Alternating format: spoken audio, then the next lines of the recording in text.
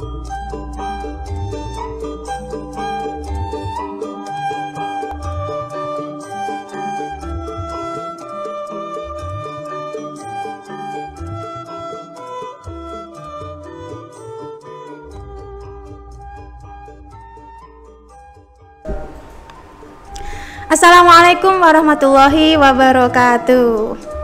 Selamat bergabung di Pecah Asik, podcast Sobat Cahaya Mat Asik. Di sini kita bisa ngobrol tentang berbagai macam topik yang informatif dan tentu saja asik.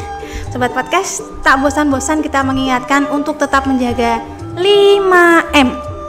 Memakai masker, mencuci tangan, satu lagi apa? Iya, pokoknya M. Pakai masker, mencuci tangan, menjauhi kerumunan, mengurangi mobilitas, dan satu lagi, kok jadi lupa ya? Ya, itu searching lagi. Karena kita masih berada di tengah-tengah situasi pandemi, dan kita tidak lupa untuk berdoa agar segera pandemi ini bisa terangkat dari muka bumi ini dan kita bisa hidup normal seperti sebelum adanya pandemi.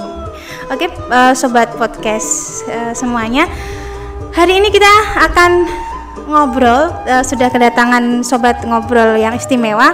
Kita akan diajak time travel. Wow. Perjalanan menembus waktu. Kenapa seperti itu? Karena kita sudah kedatangan sobat ngobrol. Kita seorang arkeologis ya. Kalau mungkin sobat podcast apa yang ada di dalam benak sobat podcast semua ketika mendengar kata arkeologis? Kalau saya itu kebayangnya film The Mummy. Indiana Jones Ya, yang seperti itu. Petualangan, terus kutukan-kutukan, Lara Croft. Lara Croft dan lain sebagainya. Tapi apakah benar seperti itu? Mari kita langsung sapa saja sobat podcast kita kali ini. Selamat siang, ini siang menjelang sore ya. Iya. Pak Tri Subekso. Ya. Saya manggilnya siapa ini? Ya, kalau di rumah di kampung biasa dipanggil Tri, kalau sama teman-teman di tempat dulu di sekolah, di pekerjaan Bekso. Bebas deh. Bebas ya. Pak Tri aja mungkin. Iya. Monggo. Sehat, Pak? Sehat, Bang Stuni pun. Alhamdulillah. Selamat datang di podcast kami. Selamat datang di sekolah kami ya yang seperti ini. Mohon dimaklumi. Terima kasih, Pak. Keren loh ini. Kita ingin berbagi ilmu ya, berbagi informasi yang pastinya seperti tagline kita, informatif tapi juga asik gitu ya. Sengaja kita mengangkat topik tentang arkeologi karena mungkin kalau sobat podcast sudah pernah datang di Cahaya Umat, di sekitar kita ini kita bukan menemukan ya, bahkan sebelum sekolah ini ada, itu sudah ada orang sini bilang patung gajah, Ganesha, betul nggih? Gajah atau Ganesha ya? Iya, patung Ganesha begitu, yang banyak terselubungi dengan cerita-cerita misteri gitu ya. Ketika kami di sini melihatnya ya biasa saja gitu, karena mungkin kita nggak tahu ilmunya saja ya. Kita taunya itu pasti patung dari zaman dulu, dan kemudian beberapa waktu yang lalu diadakan event yang cukup besar saya kira di sini, judulnya Lembagana. Kalau sobat podcast pengen tahu, masih ada, bisa dilihat di googling ya, Lembagana, apa itu Lembagana dan bagaimana itu sudah ada. Kegiatannya waktu itu sangat besar dan saya jadi pengen tahu ini sebenarnya ada apa di situ, bagaimana dan lain sebagainya. Tapi mungkin sebelum ke situ kita ke Pak Tri dulu. Ya. Gini Pak Tri, saya pengen tahu sebenarnya arkeolog itu ngapain sih? Tugasnya apa gitu? Iya. Saya kira mungkin sobat pecah ya. Mana berada mungkin sering mendengar kata arkeologi, mendengarkan kata arkeolog. Kalau dalam bahasa Inggris kan arkeologis kan, ahli arkeologi. Yang terbayang tadi seperti Besari tadi ketika itu tentang petualangan, terus mencari misteri mengungkapkan sebuah misteri yang tersimpan selama ratusan tahun gitu, bahkan harta karun seperti itu.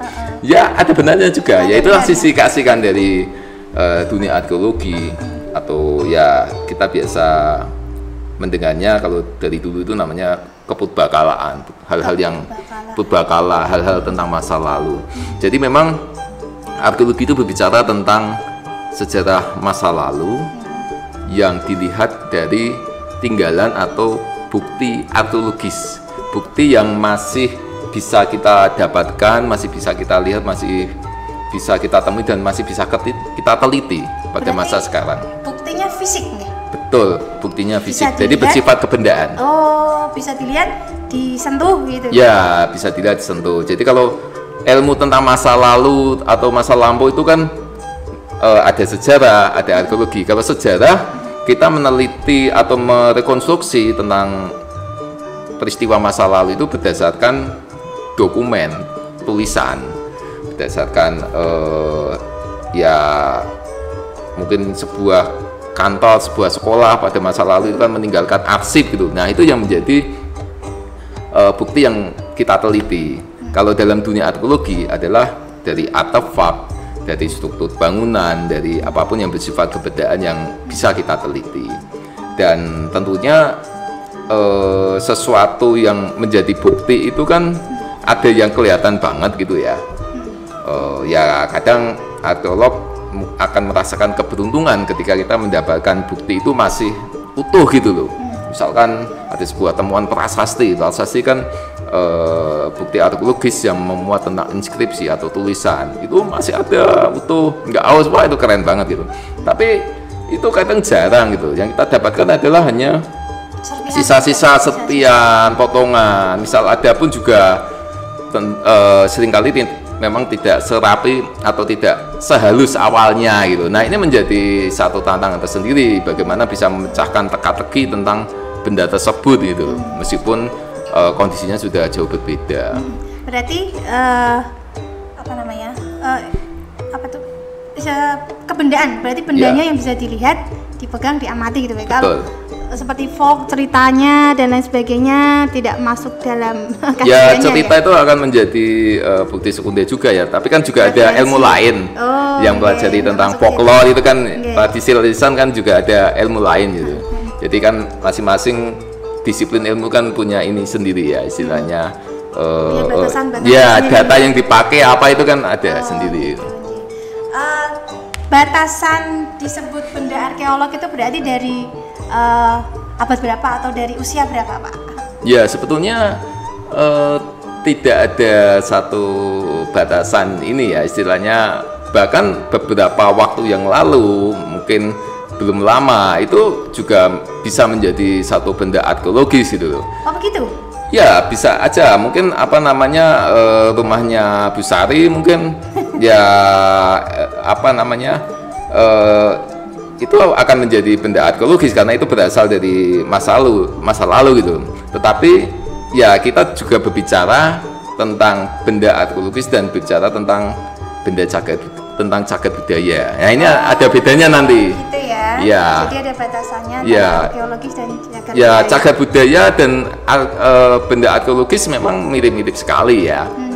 Tetapi kalau cagar budaya itu sesuai, apalagi di Indonesia ya, sesuai dengan Undang-Undang Cagar Budaya nomor 11 tahun 2010 itu cagar budaya adalah warisan budaya yang bersifat kebendaan. Nah, dalam artinya kan hampir sama ya sama benda arkeologis.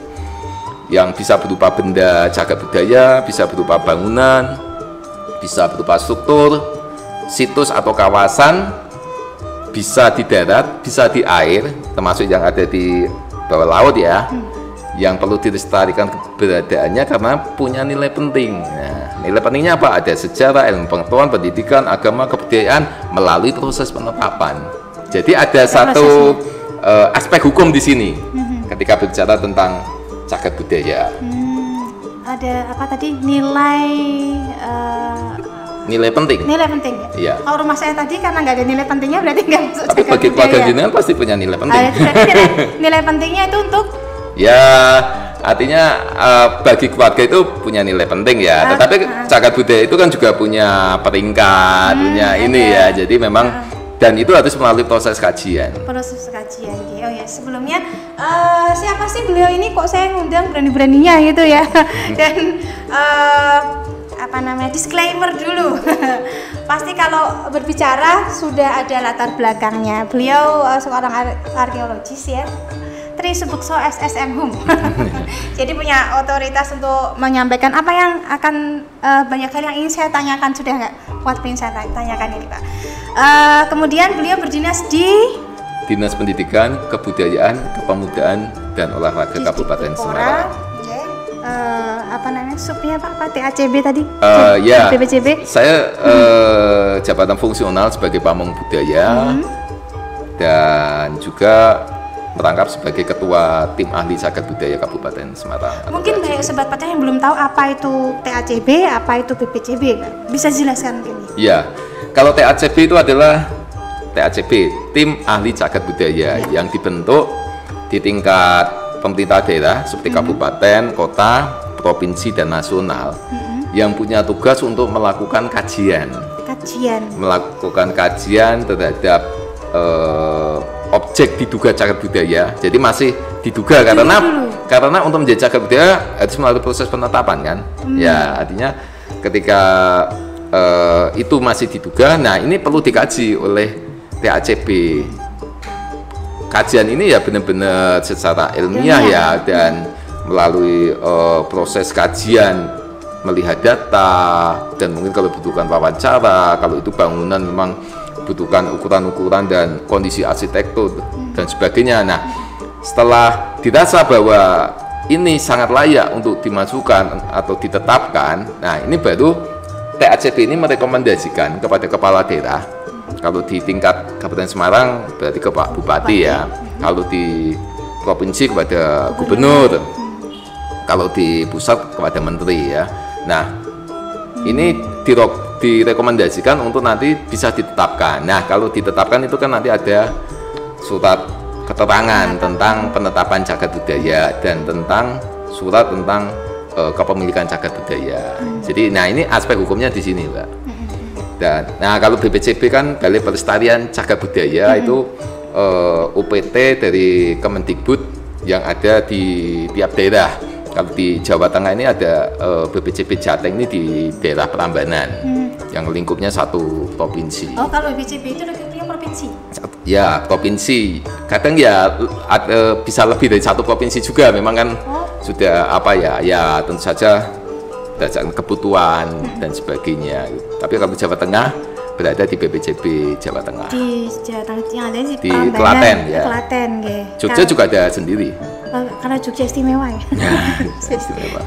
Jadi kalau TACB itu levelnya di kabupaten, kota gitu Pak? Ya provinsi, tapi kan tugasnya beda Pak. Tugasnya beda ya? Iya, TACB ini kan namanya aja tim ya, ya artinya tim ahli, tim pakar yang untuk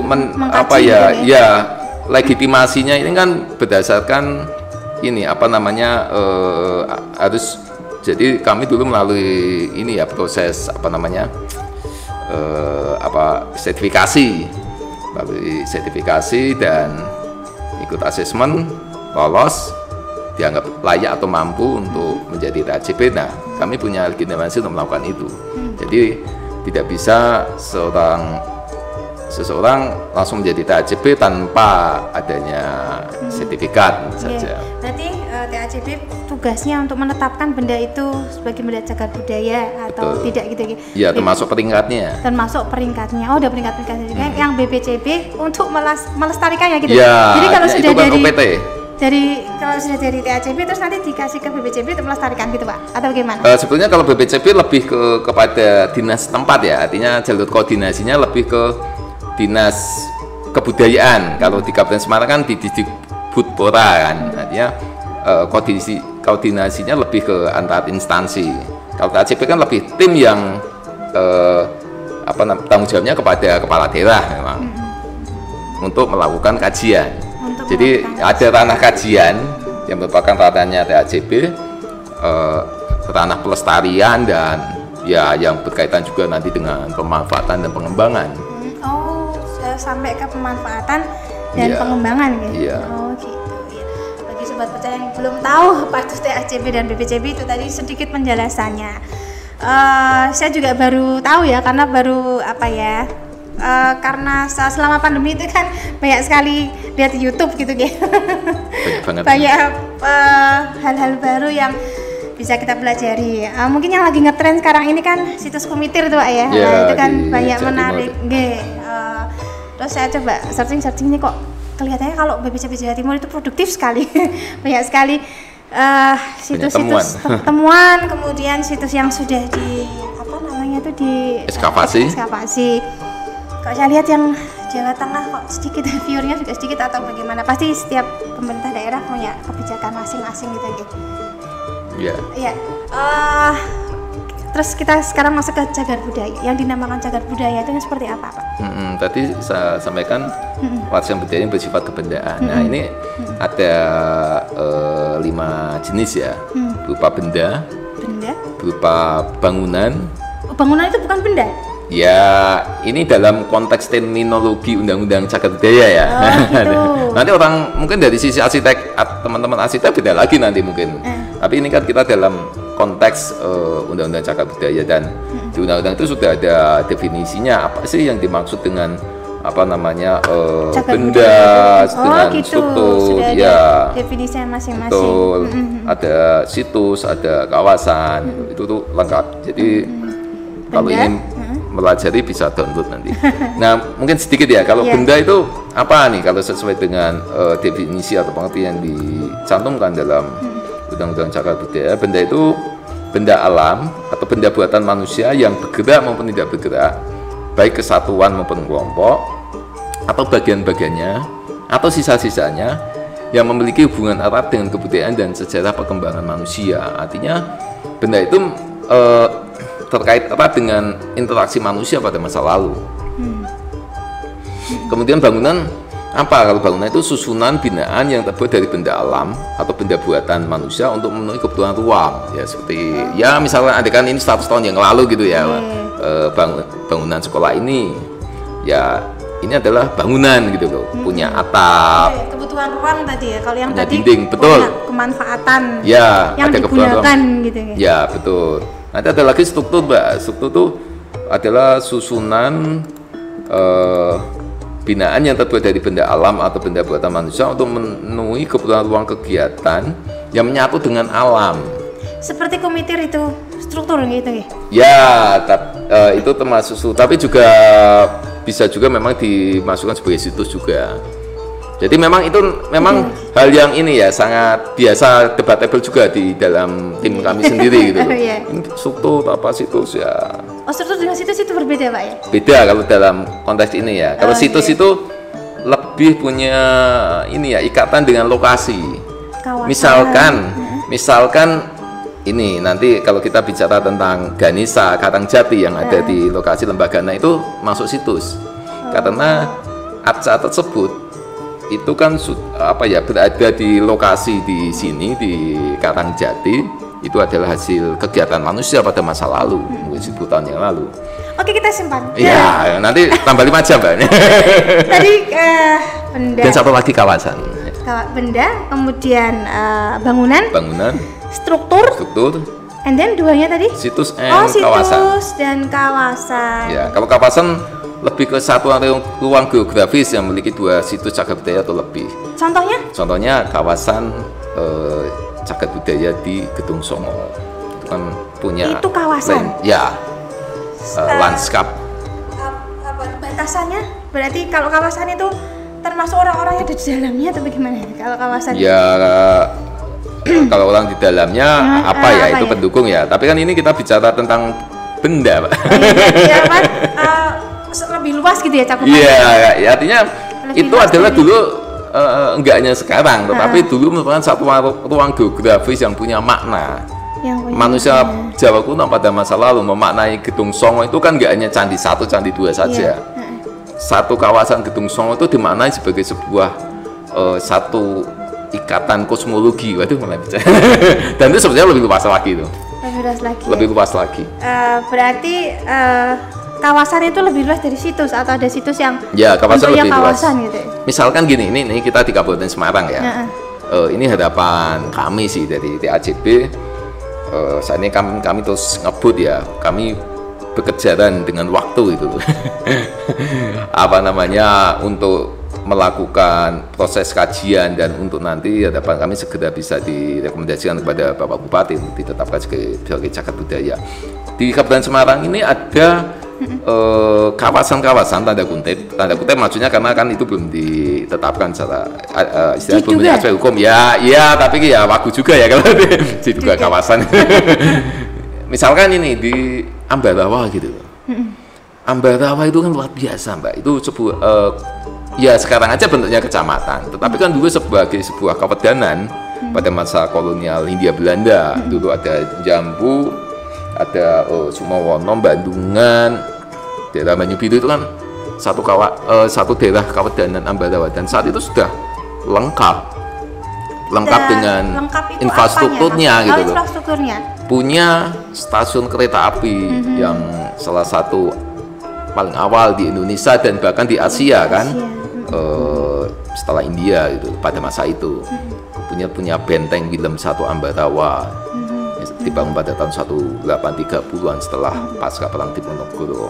Kemudian dengan bangunan-bangunan yang ada sampai sekarang, itu kami melihatnya ini punya satu potensi untuk nantinya bisa ditetapkan sebagai kawasan cagar budaya. Ya mirip-mirip seperti Kota Lama, cuma mungkin bedanya kalau Kota Lama lebih ngelompok gitu ya, kelompok saklutik gitu. Tapi kalau Ambarawa ya dulunya mungkin yang ngelompok, tetapi kan sekarang sudah banyak yang berubah kan. Tetapi kami melihatnya itu tetap sebagai sebuah nantinya bisa sangat berpotensi sebagai kawasan cagar budaya. Mungkin juga Ungaran, memang nggak terlalu luas. Ungaran Lama misalkan, ada Ambarawa Lama, ada Ungaran Lama. Ungaran Lama itu mana? Pengen tahu nggak? Ya pengen, makanya jenengan saya undang di sini itu biasanya. Ungaran Lama ini dalam konteks ini ya, konteks embrio kota yang dibangun pada masa kolonial terutama. Di sepanjang jalan Diponegoro di SMP 1. Jalan utama itu ya? Betul, jalan utama. Kemudian di depannya ada gedung Sarkotsik bekas. Dulunya itu Quake School. Dibangun tahun 1910-an, 1911 atau berapa saya lupa. Dan termasuk sampai ke benteng Willem. Ya, benteng Ungaran. Orang familiar nyebutnya benteng Willem II, tetapi sebetulnya ini satu kesalahan penyebutan sebetulnya. Bisa diluruskan? Diluruskan ya. Jadi ini saya dapat masukan dari dosen saya waktu di S1, Bapak Supriyo Prianto, dan dia sering waktu itu kontak dengan saya. Yang betul itu bisa disebut sebagai benteng Onmuting atau benteng Ungaran, Oingaran saat itu. Dan itu ada dasarnya. Ada datanya gitu. Onmuting itu artinya ruang pertemuan, tempat untuk bertemu. Dan bahasa Belanda, iya. Masa Jawa kuno sih, Mbak? Meeting room gitu ya? Meeting, nah itu, tuh kan meeting kan. Atau ya benteng Ungaran gitu loh. Karena kalau Willem II, benteng yang ada di Jalan Diponegoro dengan benteng di Ambarawa kan lebih dulu Diponegoro. Masa Willem II-nya yang di sini? Itu berkaitan dengan penyebutan nama rajanya? Iya, tapi itu kan jelas kesalahan penyebutan kan. Ya, jadi sebetulnya paling tepat itu disebut sebagai benteng Ungaran atau benteng Onmuting gitu. Oh gitu, lebih tepatnya gitu ya. Ya, dan itu tadi kembali ke dalam konteks kawasan cagar budaya itu, saya kira ke depan itu juga berpotensi untuk nantinya bisa dijadikan sebagai kawasan Ungaran Lama. Apakah ada lagi? Bisa saja ada. Misalkan di daerah PLTA Anjlok dan Timo itu kan punya satu ruang geografis yang dulu punya makna penting pada masa lalu, termasuk sistem pembangunan seperti ini kan juga termasuk awal gitu pada masa Hindia Belanda. Nah, apa Mbak, saya sambil ngopi ya Mbak ya? Silahkan ya, silahkan. Nggak enak udah dibikinin. Boleh, ini kita sudah larut dalam pembicaraan jadi sampai lupa ngopi.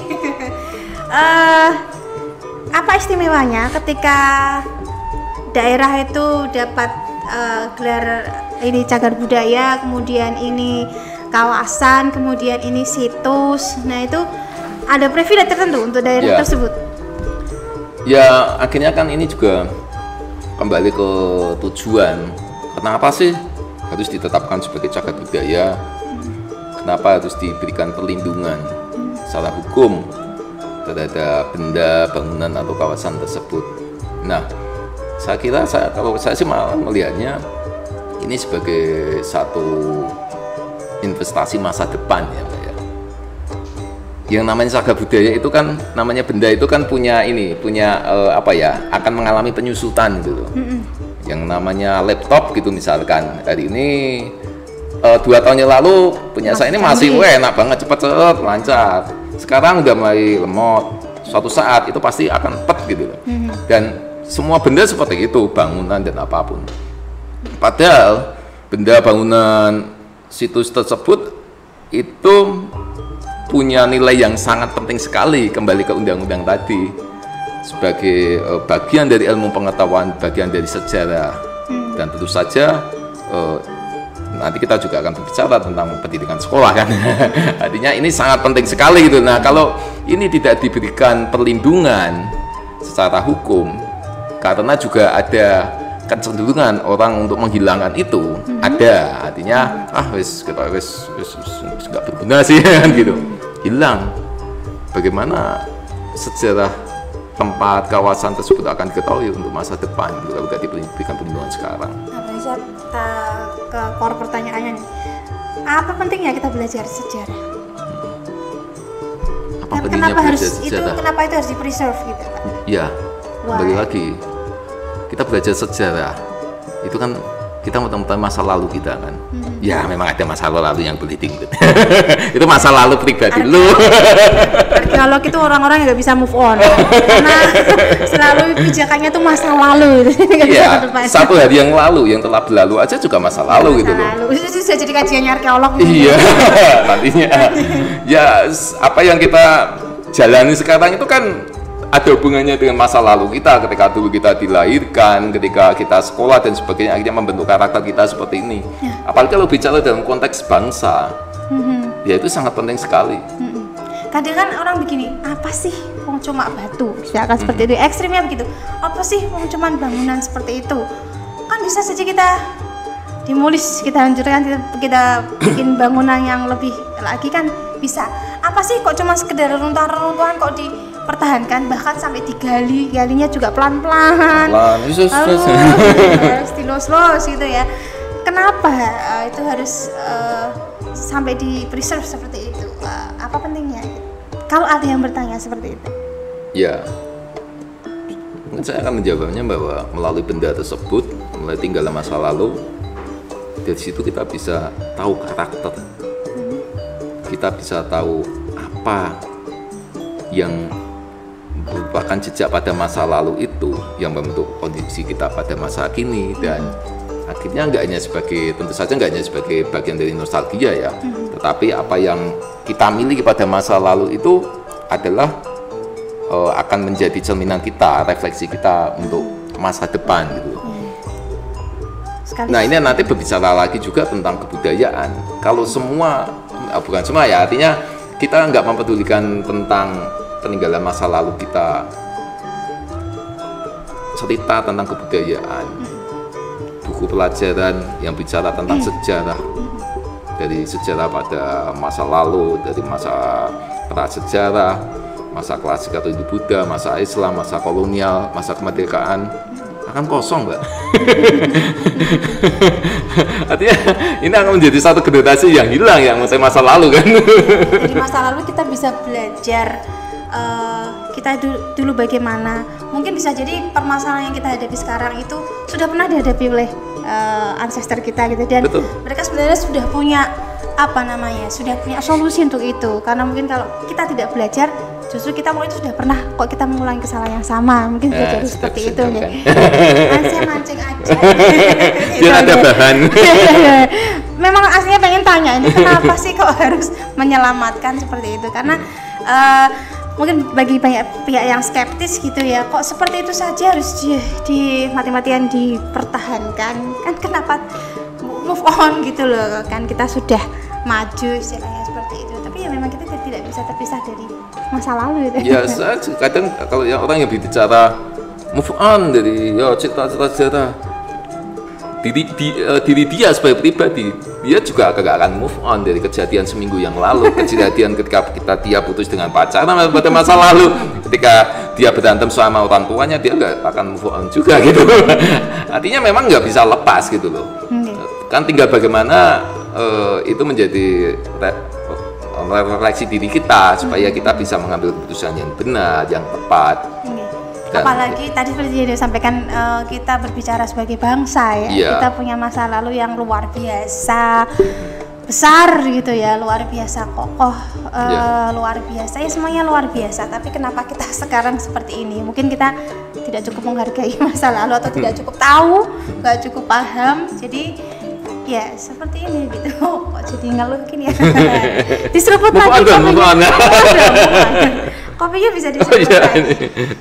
Ya jadi kalau misalkan kawasan itu sudah ditetapkan sebagai kawasan atau benda itu benda cagar budaya, kemudian kawasan itu kawasan apa ya, cagar budaya kawasan kemudian situs, akan ada perlakuan khusus gitu ya untuk kalau lihat misalkan di sini sudah ditetapkan sebagai situs gitu, berarti nanti akan ada apa gitu. Ya, yang jelas perlindungan secara hukum ya, artinya tidak bisa semena-mena untuk memperlakukan benda bangunan tersebut sesuai ini istilahnya sesuai selera kita yang itu nanti akan berakibat kepada kehancuran. Tapi ini juga perlu dimengerti juga, bukan berarti juga tidak bisa melakukan pemanfaatan. Ya, kadang juga ini yang membuat orang berpikir jadi cagar budaya malah ngerepoti gitu ya. Itu jadi sebenarnya semua sudah diatur dalam undang-undang, meskipun undang-undang ini memang kita masih menunggu PP-nya gitu. Tapi Kabupaten Semarang sudah punya perda loh tentang pengelolaan dan pelestarian cagar budaya nomor 9 tahun 2019 di bulan Desember. Nah,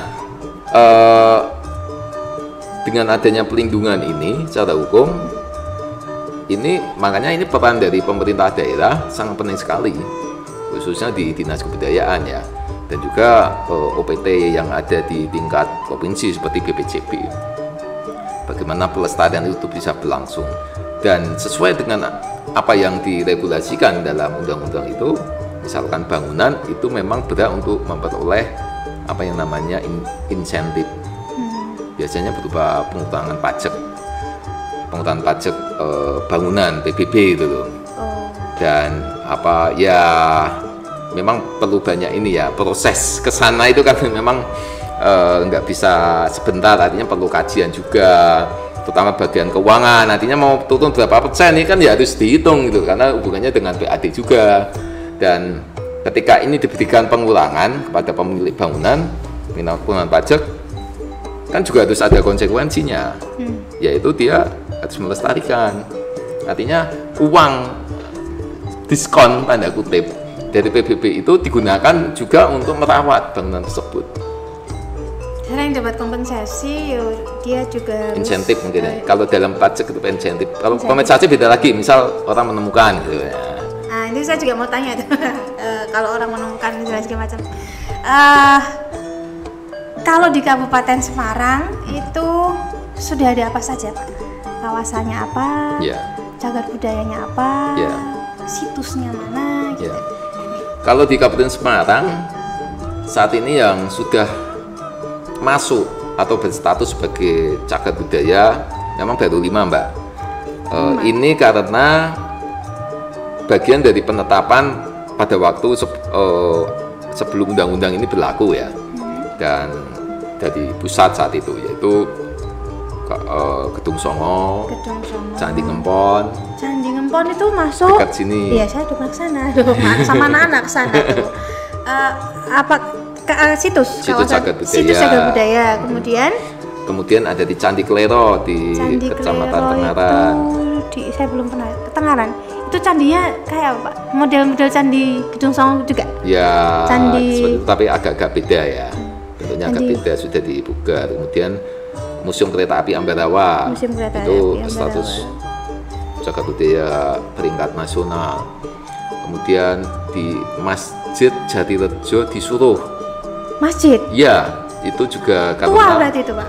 Sangat tua, Mbak. Cuma artinya tua kan bukannya 1000 tahun yang lalu, enggak juga gitu ya. Artinya ketika dibangun mungkin sekitar pada abad 19 atau abad 20-an ya sepertinya ya. 1900-an berarti. Ya, betul. Dan itu sudah ditetapkan melalui SK Menteri. Nah, sekarang setelah ada tim ahli cagar budaya di tingkat kabupaten, nah ini menjadi tugas kami dari DACP untuk melakukan proses kajian untuk nanti direkomendasikan kepada bupati untuk ditetapkan. Nah, kami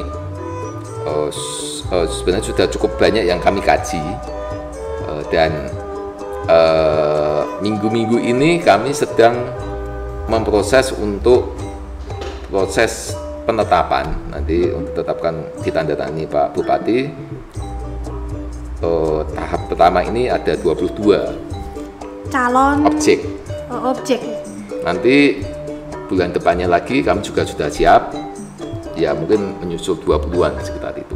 Oh, itu diusulkan atau ya, timnya mencari atau bagaimana? Ya, jadi dari dinas kan sudah punya bank data ya.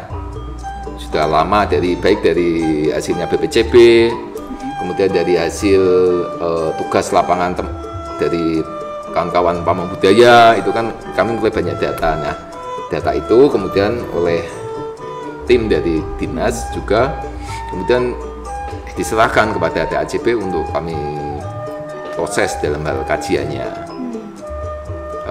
Dan memang untuk melakukan kajian juga nggak asal ya, artinya ya benar-benar misalkan nih ya butuh proses yang apa ya, nggak hanya sekedar oh ini atau ya, kebanyakan kami memang harus turun ke lapangan. Kemudian ketika misalkan nih salah satunya kan kami dalam objek yang kami rekomendasikan ini ada SMP 1 Ungaran. Kami harus cari sejarahnya dan itu nggak gampang gitu loh.